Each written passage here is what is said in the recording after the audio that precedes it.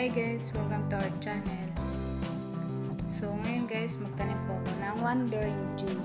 So ito po kumuha po ako ng cuttings ng Wandering Jew at putol-putulin ko po yan.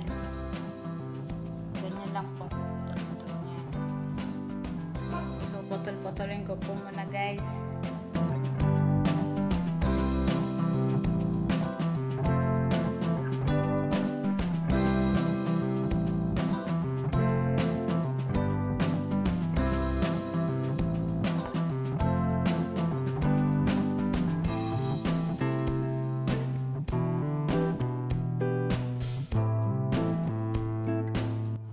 Pagkatapos pong putulin, itanim na po. And then ganito lang po pagtanim, tutusok lang po yan. At yung lupa pong gamit ko ay kinuha ko lang po yan sa labas ng bahay. Hindi po yan mixed soil, ordinary soil lang po yan. Then yung pinaglagyan ko po ay buti ng mineral water. Hinati ko po yan. At ganyan lang po ang pagtanim niyan.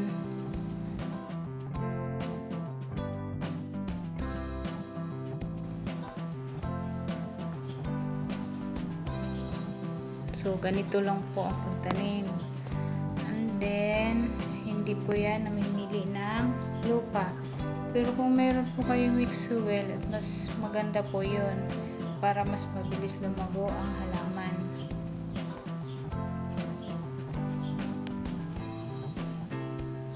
So, tuloy-tuloy lang po tayo sa pagtanim.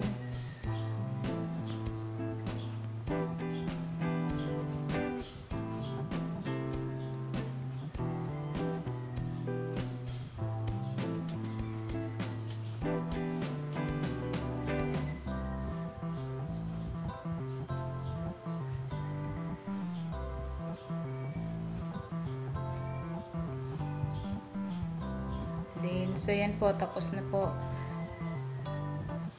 Then, after po nyan, diligyan na po natin.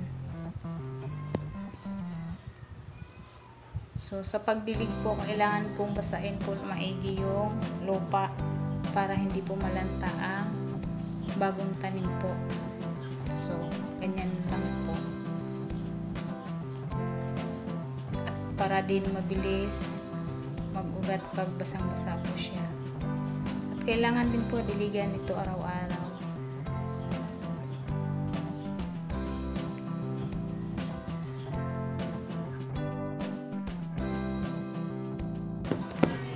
After 1 month po, ito na po yung tinanim natin. Yan po, malago na po siya.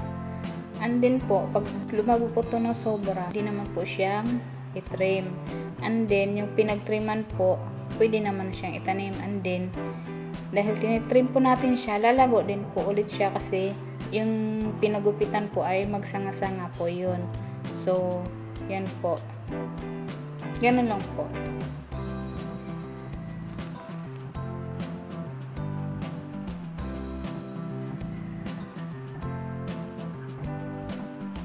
Yan, maganda na po siya.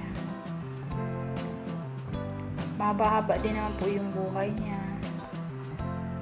At ito naman po yung nailagay ko dun sa itaas ng wall po. Yan. Ito po ay sobrang lago po. Yan. So, hanggang dito na lang po yung video natin at maraming salamat po sa nanonood. Thank you and bye-bye.